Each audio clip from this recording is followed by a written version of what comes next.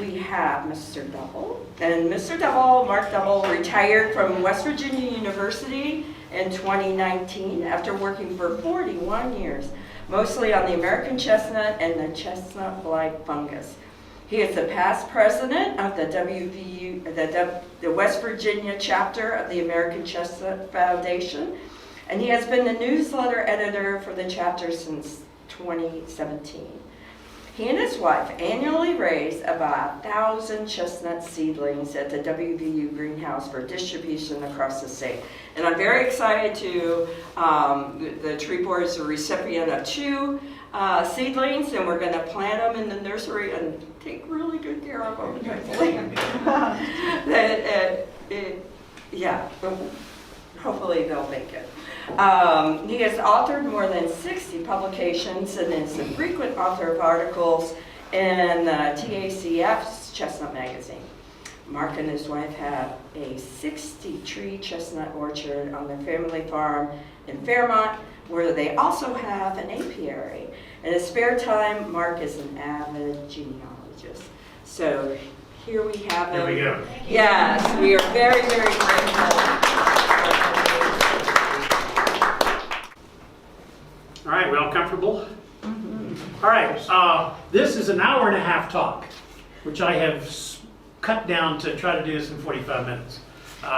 So this is going to be sort of a Cliff Notes presentation. We're not going to get into the weeds and a lot of stuff, so we're just sort of be a cursory overview. And we're going to talk a little bit about the history of the tree, and then, oh, that's bright. And you talked about restoration. This is going to be a talk about restoration as well. So I'm not sure what the best place to stand to do this. Okay, so this is, you want to sit down? I'm going to move back. Okay. Sorry. That's all right. I'm just going to take pictures with the light. It's often been called the redwood of the East. Now, was this the only large tree back in the day? No. White oaks were this large. We had white pines were large. But a lot of people call this the redwood of the East. So the chestnuts in this picture, or these men here and here, this is a chestnut, and this is yellow poplar in the middle.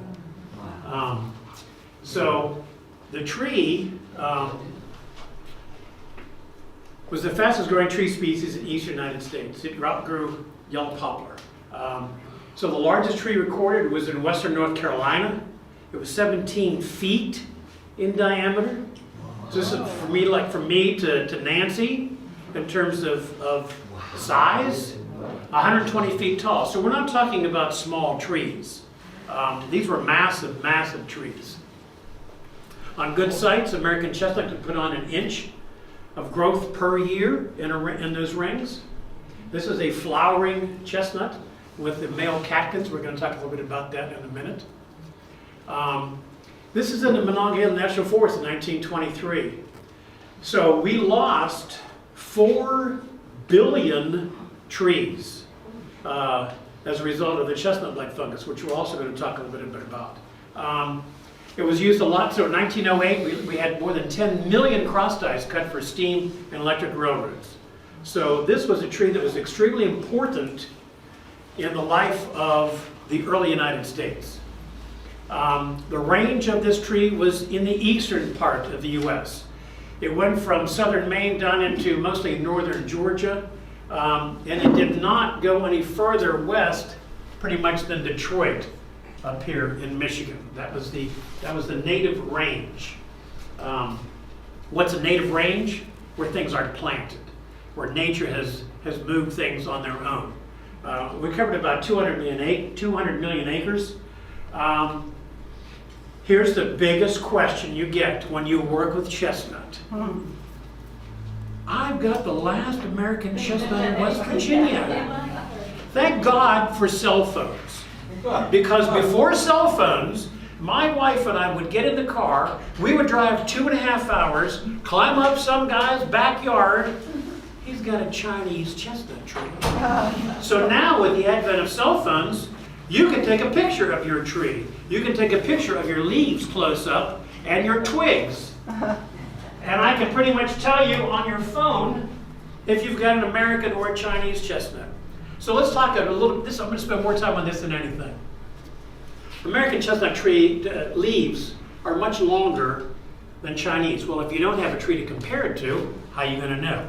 Okay, at the base of an American chestnut, it's a V. At the base of a Chinese chestnut, it's a U. Okay? Most importantly, on a Chinese chestnut leaf, they are shiny. American chestnuts are dull. If you've got a shiny leaf, you have a Chinese chestnut.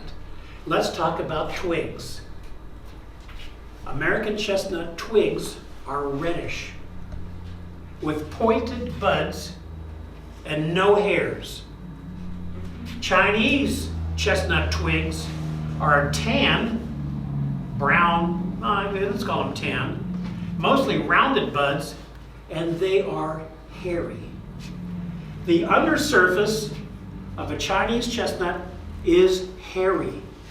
When you turn those leaves over, it almost looks white because of all the leaf hairs on the undersurface of a Chinese. Here's a good horticulture term. American chestnuts are glabrous. They have no hairs. So no hairs on the leaves, no hairs on the twigs. Undersurface, hairy. Twigs, hairy. Shiny, not shiny. I've got 2 twigs here, which I cut yesterday. That's kind of dark in here now. I'm going to pass them around. And if you hold the Chinese chestnut twig up to the light closely, you can see the hairs. So I'll pass these around and you can just take a look. Hard to see in the dark. All right, that's the other thing. So let's talk about nuts. So when somebody says, well, I've got a chestnut tree that's producing nuts. Great. How big are those nuts? How many nuts can you hold in the palm of your hand? Oh, 2 or 3? Wow, that's a Chinese chestnut. American chestnuts are probably 1/3 the size of a Chinese. So when you've got these big nuts, those are Chinese. Small nuts are American. This term here, backcross, we're going to get to in a minute.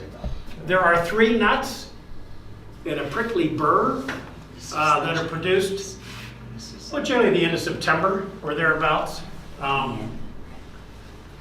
Tree form. Here's another big difference between American and Chinese. This grows straight as an arrow. This is a large apple tree.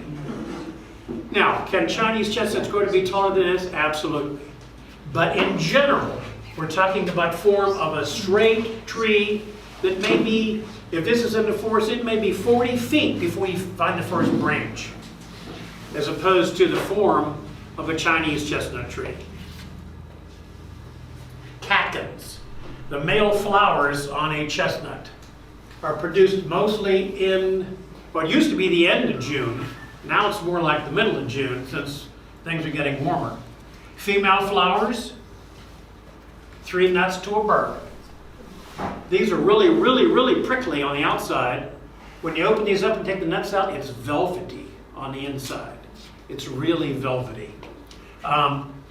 Catkins, you can smell a chestnut before you can see it. So sometimes you're driving up, you get out of your car somewhere in a parking lot somewhere, and you have this really odd smell. I love the smell. Most people think it smells like wet underwear, but it's a very odoriferous smell. And like I said, a lot of times when they're flowering in June, if you get out of your car and you have that smell and you start looking around, you can see these catkins. My grandfather grew up in Uniontown, Pennsylvania, which is not too far from Morgantown North. And he was born in 1898. And he said as a young boy, he remembered the mountains outside of Uniontown that were white in June because there were so many chestnuts in bloom that it looked like there was snow on the mountains. So that's how many trees we're talking about, not that long ago. It was utilized, this tree, for absolutely everything. If you were a pioneer in the 1700s. You fenced in your livestock, you had railroad ties, furniture, tannins. This is a big thing, tannins. You used to fuel, ship mass, shingles. So you made your house out of chestnut. You roofed it with chestnut. You made your split rail fence with chestnut. You fed your livestock with chestnut. It was used for everything, and especially tannins. American chestnut has an extremely high tannin content. What does that mean? Well, when you take your tea bag and you dip it in your hot water and your water turns brown, those are tannins. So when you take American chestnut wood and you split it like firewood and you put it into great big cauldrons of boiling water, that water turns black. You take the firewood out, you put your deer hides in. And so there was a tannery in almost every community throughout Appalachia, because in the 1700s you couldn't go to Walmart or Target and buy your coat. You had to tan your coat and your moccasins and things. So there were tannins everywhere. The last tannery I remember was in Frost. You all know where Frost is? That's the last tannery, and you could smell frost before you got to Frost when the tannery was in business. So like I said, you built your house out of chestnut, you roofed it, you built your split rail fence. And so as America moved westward in the 1800s with the advent of the telegraph lines and steel locomotives, your railroad ties were made out of chestnut and your telegraph and telephone poles were made out of chestnut. Why? Because of the tannins.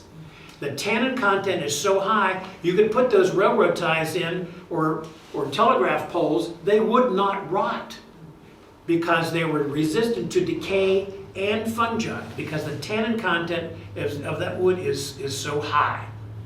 And so it was an extremely important tree as we were in the 16, 17, 1800s. Split rail fences, a fuel source, food source. Here's your tannins, your railroad telegraph poles, lumber. This was a cradle to grave tree. The lumber is extremely easy to work with. It's much easier than oak. So you built your cradles out of chestnut and you built your coffins out of chestnut. There are other species of chestnut besides American. We've got Chinese, Japanese, and European. So what happens? This is the number of exotic insects imported in the United States. So what happens? Why does this graph go up? Seed catalogs. Your first seed catalog was about 1830s. Now remember the size of the nuts. Bigger is better, right? Everything that's bigger is better. So you decided, my God, we've got these daggone Chinese, American chestnuts, damn nuts are too small. Let's order some Chinese chestnuts and get bigger nuts. So as you began importing things from China or Japan or wherever, you brought in all kinds of invasive species along with that. So you could put a whole bunch of slides up here about invasive species. You're talking about multiflora rose, We've got emerald ash borer, you've got tree of heaven, you've got kudzu. Now we've got lanternfly. I mean, you can name all kinds of things that are invasives in the United States. This is what came over in the late 1800s on rootstock from Japan. This is the chestnut blight fungus. It found a species. So we'll talk a little bit about Chinese chestnut and Asian chestnuts and the fungus. Asian chestnuts and this particular fungus evolved together over millennia. And so what happened? The Asian species developed a resistance to the fungus. Does that mean they don't get cankers? No, that's not what that means. That means that they get cankers, it doesn't kill the tree. This is a canker organism. It gets in and kills the vascular cambium, and so everything distal to that is dead, whether that's a branch or a 17-foot trunk. Once that fungus grows around that stem, be it the size of your forearm or the size of the room, everything from there on up is dead. And so what you can see now in evidence in West Virginia is flagging. So at the base of these branches, you've got this. And that's what causes the flagging. That's what was noticed in New York City, where the blight fungus was introduced on a ship with infected rootstock. They had trees in the Bronx Zoological Park. Now these trees are 60, 80 feet tall. They're not 17 feet in diameter, but they're, 8 to 10 feet in diameter. And they noticed this in the middle of the summer in New York City on these 60 to 80 foot tall trees in 1904. What did they assume? They assumed it was the drought from 1903 that was responsible for this. Only in 1905 did they figure out it was a fungus and not the drought. So chestnut blight spread from its origin in New York City over the course of about 50 years. And like I said, it killed 4 billion trees. So the landscape of America, well, Eastern America, was changed drastically. If you can imagine outside your houses here in Elkins, if every single oak tree was wiped out, every one, regardless of species, that's what the forest would look like here if every oak tree was gone. 25% of all tree species from Maine to Georgia was American chestnut. Now, does that mean every place was 25%? No. It's not a riparian species. It's not growing along the riverbanks. You've got to get up 1,500 feet or so before you have a lot of chestnut. But when you average all the trees from Maine to Georgia, this was 25% of the population. So when you lose a quarter, so there are some areas in West Virginia that were 50 to 60 to 70% of one species. So you can imagine what the forest looked like when they went in to cut them down. I started working on chestnut and the chestnut blight fungus in 1977. We were in Pocahontas County and they were still logging dead trees with horses in 1977 out of Pocahontas County. And so this is the interesting thing. A mature American chestnut can produce between 3 and 4 bushels of chestnuts per year. Per year. So oaks, when do we get acorns? Every other year, just about. Chestnut, it blooms in mid-June. Frost is gone. So you had a consistent supply of nuts every single year. This was not the sole factor, but a factor in the loss of the passenger pigeon. Because if you go back and you look at people who wrote about the passenger pigeons, they would stand in a spot and the sky would be black for 8 to 10 minutes because there are that many passenger pigeons. But when you've got 12 billion bushels of nuts, that's a massive mast for wildlife, not just for the passenger pigeons, but you've got your turkeys and your bears and your squirrels and your blue jays. Everything in the forest consumed chestnuts. So this is a canker-causing organism. Remember I said it kills the vascular cambium. So the spores will get into a crack in the bark, and much like a seed produces a root, these produce threads of the fungus that grow out into a fan-like shape. So I've removed the bark here, and this is the fungus growing in the vascular cambium. And here I've cut away, I inoculated a small stem about the size of your arm and put in a piece of the chestnut blight fungus and then stripped away the bark. So you can see exactly where the canker is growing. And what this fungus is doing right here is it's exuding oxalic acid. Now, oxalic acid is not the sole organic acid that the fungus produces. It is the main one, but not the sole one. So what this fungus does is it exudes acid out in front of these threads, kills the tissue, and then as the fungus grows over, it consumes that material from the cellular disruption. Just like a canker is orange, pigmented, The fungus is orange pigmented. It's very easy fungus to work with. It produces two spore types. One that has these pig-like tails that are really sticky. And these are asexual spores produced here.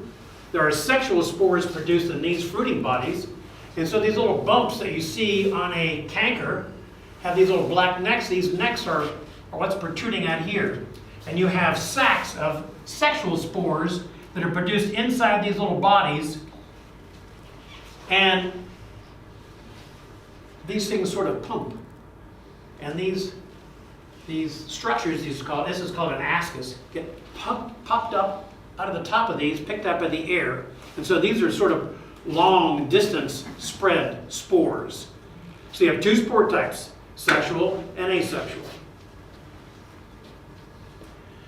Trees functionally extinct in the United States. It would be extinct if it was not for the propensity of this tree to sprout. It is a prolific sprouter.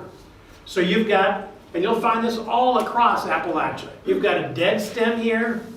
You've got a bunch of sprouts here. You have an infected sprout here. You've got a dead sprout here. This sprout is yet to be infected. You've got an uninfected sprout here. So this is a cyclical process. You have birth, death, and rebirth. So this is the reason that the tree is not extinct, because of its propensity to sprout. I'm going to move along here. Okay, we're going to talk about it's uniformly susceptible to spore types, and we pretty much had a contiguous range of the tree. So I'm going to talk. You talked about restoration. Here are three areas we can talk about in terms of restoration of this species. American Chestnut Foundation was founded in 1983, based on the idea of this man here, Dr. Charles Burnham. Charlie's first job when he got his PhD was where? In Morgantown. He lasted 2 years, went to the University of Minnesota, which is where he spent the rest of his career, but he worked on, not trees, he worked on corn. But Charlie had an idea that he worked with in corn. It was called back cross breeding. And he thought if there were 2 to 3 genes responsible for resistance in Asian species, it might work with American chestnut. So right now we've got 16 state chapters, 6,000 members. We have 4 regions. West Virginia is in the Mid-Atlantic region, along with Virginia, Maryland, and Kentucky. And each of these 4 regions has a regional science coordinator who helps us with the decision making and plantings and things like that. So, crossing. How do you cross? We take a male catkin and you rub it over a female flower to get those 3 nuts in a bur. This is quite a busy slide. All I want to tell you about this is that if you take an American and you cross it with a Chinese chestnut tree, those trees are 50% American, those nuts are 50% Chinese. You plant these nuts out in a row, you allow them to grow up 6 to 8 years until they flower. You take the flowers and you back cross to pure American. You plant those nuts out, you back cross to pure American. You plant those nuts out, you back cross to pure American. So where we are now is we are planting the best trees times the best trees.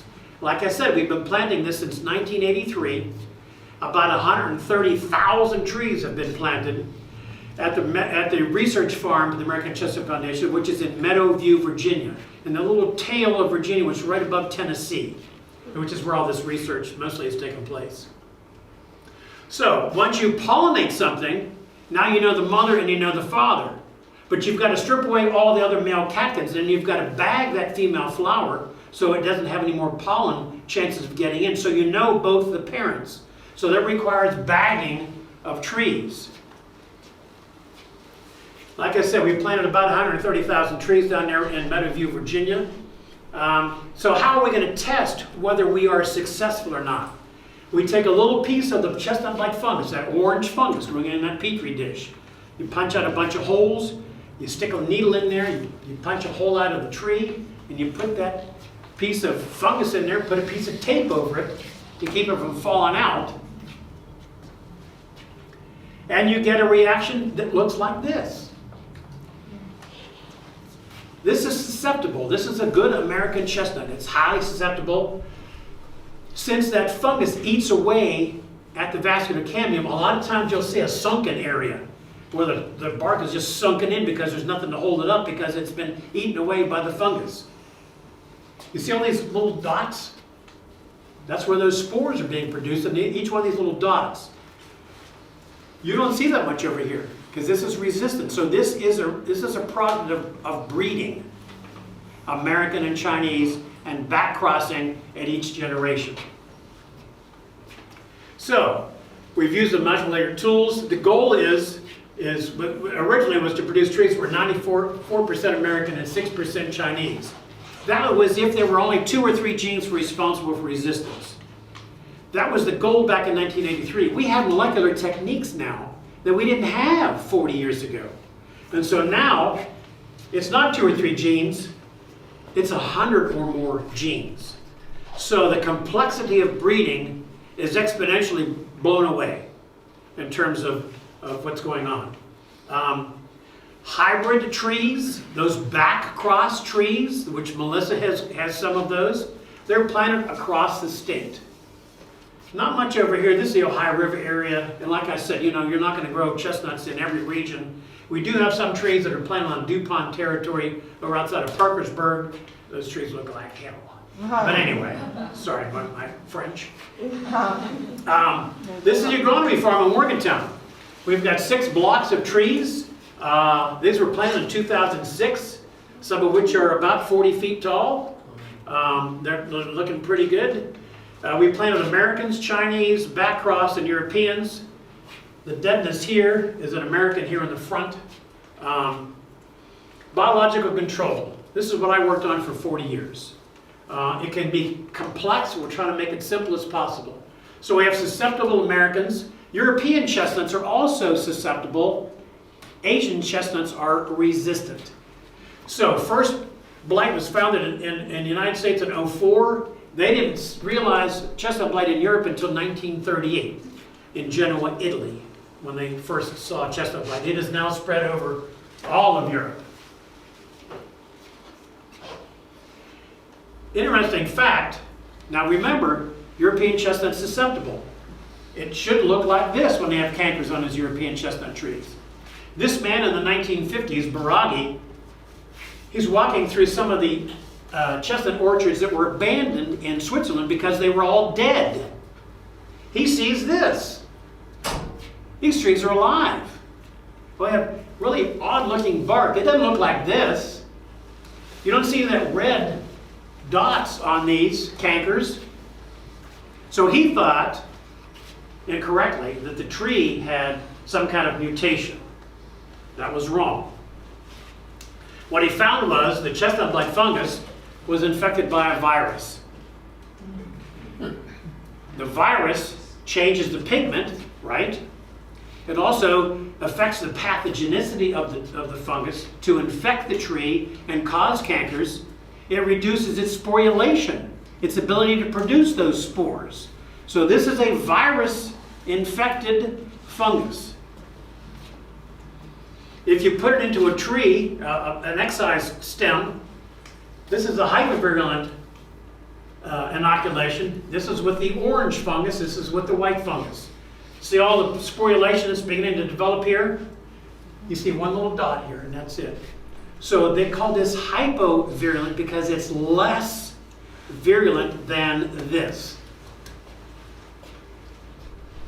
How does that work? Remember those threads that are produced by the fungus? These little dots are the virus. So you have an uninfected strain with an infected strain. If they fuse, here's another good term for you. This is called anastomosis. But it's also fusion. If you fuse this and those virus particles then get transmitted, what happens is when you put 2 cubes of the fungus together, orange and white, they grow together normally for about 4 days. And what happens at day 4? The threads fuse. You get the virus passed from this to this, and all the growth subsequent to that is white. So, how can we use that in the field? You can grow that white fungus up put it into a blender, blend it up like some kind of orange Julius, stick it into a squirt bottle, take a steel punch and punch holes around the margin of a canker and squirt this white fungus into those holes, tape them over, and if successful, after 5 or 6 years, you look like this. This is callus tissue produced by the tree that's warding off the growth of the fungus. And why is it warding it off? Because the fungus now has been slowed because of the virus. And so after another decade or so, these callus lips will close over. You won't even see that there was an infection there at all. How do we know if the fungus is moving? We take a bone marrow instrument that's used in the hospital for bone marrow. We take 12 plugs out of a canker and stick them into a microtiter dish. Use a index card that tells you what row each of these bark samples are from, what tree, what canker. We have varied responses with the white fungus. Some close up really well. There's hardly any sporulation. Versus over here, which was unsuccessful at all. It's grown right past our inoculations. See all the orange bumps? You don't want that. So, when you take those bark plugs out in that microtiter dish, you take the tape off, you put on a screen, a nickel screen, rubber tape it so it's nice and flush with that piece of plastic plate, stick it in a 10% Clorox solution for 15 minutes, take it out, drain off the Clorox, put the plugs on an agar plate that has some antibiotics to keep the bacteria down, and that daggone chestnut blight fungus grows out like nobody's business. Is that the only fungus growing in a tree? No.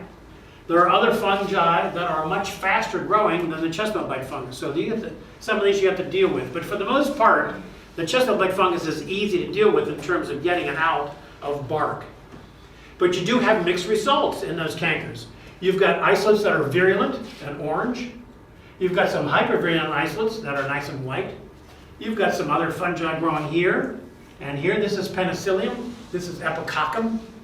And so you have a mixed bag of results when you sample cankers that have been treated. Lastly, I'm pretty good on time. Biotechnology, genetic engineering. I told you this is an hour and a half. I tried to get down to 45 minutes. Okay, so the State University of New York, College of Environmental Science and Forestry, SUNY ESF, SUNY, College of Environmental Science and Forestry. They had the idea, they started working on this probably in the late 1980s, of trying to genetically modify, not the fungus, but the tree. And so they started with genes from a toad, and they abandoned those and went with a gene in wheat. It's called, so remember, one of those organic acids was oxalic acid. The gene they're using is oxalate oxidase, which breaks down oxalic acid into hydrogen peroxide and CO2. Okay? So this is not a pesticide, but it's a plant protectant. So this is modifying the tree DNA, not the fungus DNA. I'm hoping I'm making this clear enough. So they do small stem assays. These trees are probably 2 feet tall. You take a little scalpel and you punch a hole in that bark, and you put the chestnut blight fungus, the orange one, in here. And these are the genetically modified trees, these are Chinese, and these are Americans. So they all have a little slit with the orange fungus inserted. These are dead. These look great. So when you take a small stem and you do that, here's your genetically modified canker. Here's an American chestnut. It's dead. So this is the orange fungus that's going into these stems. So everybody thought, this is daggone good. And it was. There were some very serious issues, however, with a genetically modified tree. This can take another half an hour explanation in itself. Suffice to say that the trees were shorter. I don't want to get into homozygosity. That's a little bit too above what I want to talk about. Just suffice to say that the genetically modified trees aren't working out as we had hoped. The American Chestnut Foundation probably gave to the tune of $250,000 to the state of New York every year to work on this. We since have abandoned that, which has caused more consternation. But we're not abandoning genetically modified trees. We're just abandoning this version of the genetically modified tree. So now we're concentrating on best by best. So how are we doing that? So, germplasm conservation orchards. Sounds like a pretty fancy term. A GCO. These are orchards of pure American chestnut trees. Will they all die? Yes. They will all become infected with a chestnut-like fungus and die. Well, why plant pure American chestnut trees? Because half of those trees will, well, they'll all die, but half will re-sprout. And those sprouts will grow to be 12 to 15 feet tall and do what? Produce male flowers. So we're planting American chestnut trees in orchards around the state of West Virginia in the hopes that these will produce male flowers. What can we do with those male flowers? We can then cross them with the best by best that we're producing and get what? A tree that has American form, resistance to the chestnut blight fungus so that they will survive in the forest, and adaptability to West Virginia. So that's the goal of the West Virginia chapter of the American Chestnut Foundation, are those three things. Trees that have American form, straight and tall. Sufficient resistance to survive in the forest, and adaptability to the state. So we didn't start planting our germplasm conservation orchards in West Virginia until 2021. Remember I told you there were 16 state chapters? West Virginia is the last state chapter in the umbrella of the American Chestnut Foundation. New York was the first chapter in I think, 1990. We didn't become involved until 2010. And it still took us a decade before we got any of these things planted. So we started planting them in 2021, and you can see the areas where we've got some American chestnuts planted. We've got them in Mon County, we've got them in, just a couple of pictures of Pendleton County, Braxton, this is in Preston. This tree is 2 years old, it's already about 7 feet tall. And so we have high hopes for some of these. Each of the 16 state chapters are planting GCOs. Will they all succumb to the fungus? Yes. But the goal is what I said, form, resistance, and adaptability. We collect most of our nuts. My wife and I have been doing this for years. The biggest chestnut orchard in the state is the okay, let me ask you a question now. How many of you knew there was a state tree nursery in West Virginia where you could buy oaks or, okay. Used to be. Used to be, that's exactly correct. Okay, so this is the site of the former Clements Tree Nursery in Mason County, right on the Ohio River, right across from Pomeroy, Ohio. We have an orchard here of about 200 trees that are Americans. And so here's a little picture of the orchard. These trees are probably 20 to 25 feet tall. And my wife and I get down there with a few other people and use pole printers and collect burrs. We take all these home. I stick them in my garage until they begin to dry out enough, and then you get leather gloves and you open up each burr one at a time and you collect the nuts. I collect all these nuts by tree because there are differences from tree to tree. Now you've got 200 trees down here. How many are actually producing burrs and nuts? Probably 10 to 12. That's it. And so my wife and I have decided at the age of 72, you have that 18-foot pole printer up there trying to pull those things down. After 3 or 4 hours, your shoulders are just shot, you know.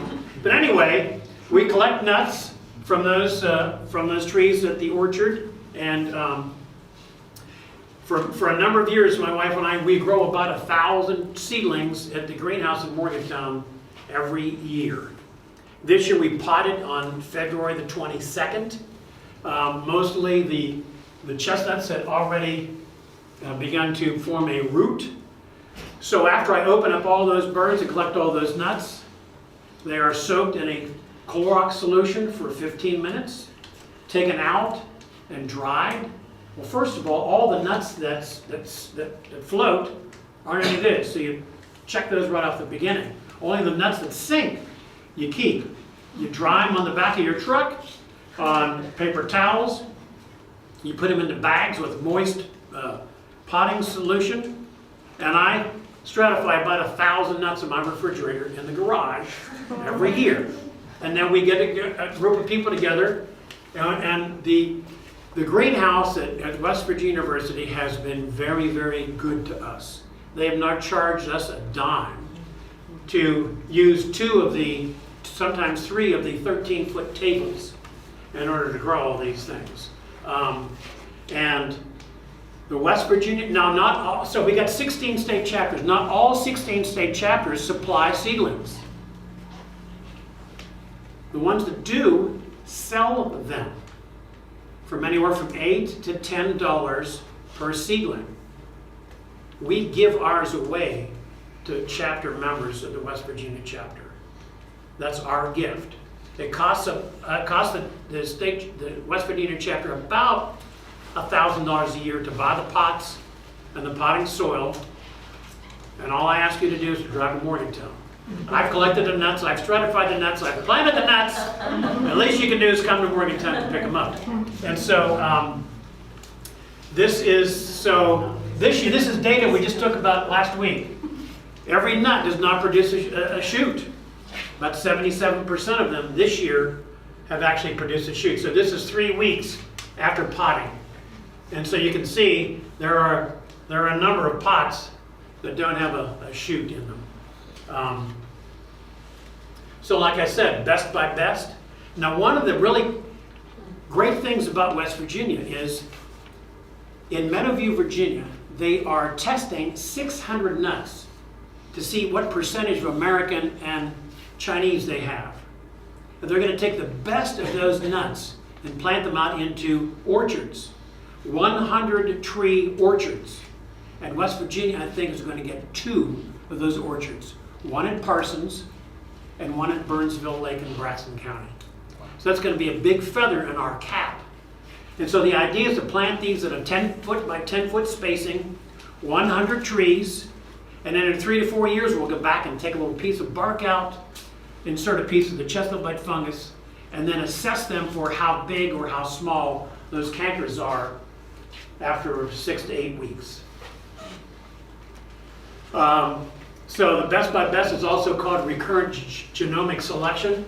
And the goal of the Chestnut Foundation is to have seedlings that have greater than 70% American ancestry with greater than 65% resistance. How can you help? Well, this is a free app called Tree Snap. Put it on your phone. If you're out in the forest and you think you have an American chestnut, no shiny leaves with big honking nuts, if you think you have an American chestnut, boom, you take a picture of it and put the GPS coordinates on there. It's sent out.